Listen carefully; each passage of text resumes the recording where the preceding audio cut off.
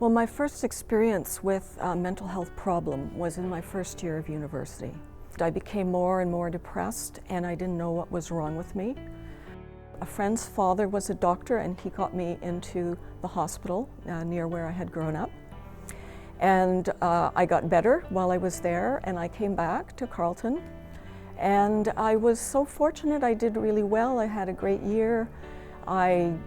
I just got better. I didn't really know what had happened. It was like a blip in my life. I thought I've had like a breakdown of some kind. So I was very fortunate. I didn't have another episode for 10 years.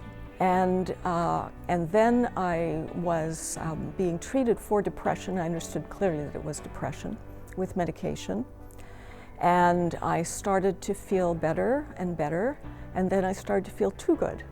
And as it turned out, I had gone into a manic phase of bipolar disorder. And I was brought into the Royal Ottawa at that time. That was where I received my diagnosis of a mood disorder. And actually, that was a very good thing. I felt much better having received a diagnosis because it helped me to make sense of what had happened to me. It gave me hope that there would be some effective treatment. The psychiatrist I saw in the hospital was very positive.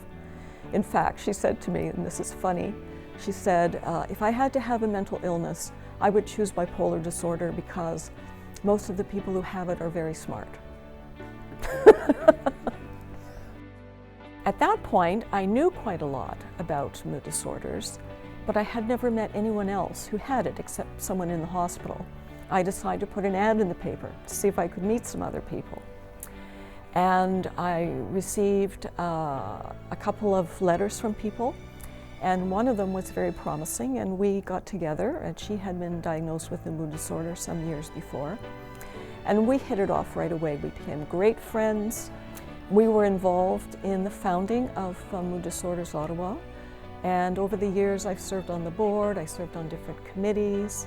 I took a course in writing for theatre, and during that course I wrote 2 one-act plays, and the second one was called What Goes Around. And it's a play about a young woman who's been very depressed. She wakes up one morning on the psychiatric ward, and she's very, very concerned about what's going to happen to her. And she meets up with a support group, and she meets other people who've had the same experiences, kind of like my experience in some ways. And she learns to kind of have confidence in herself again, and she becomes somebody who decides to give back to the community. And it's called What Goes Around, the idea being that if you need help and you give help to somebody else, then they're also going to get the help that they need, and they'll pass it along. I'm Linda O'Neill. Now you know who I am. Are you with me?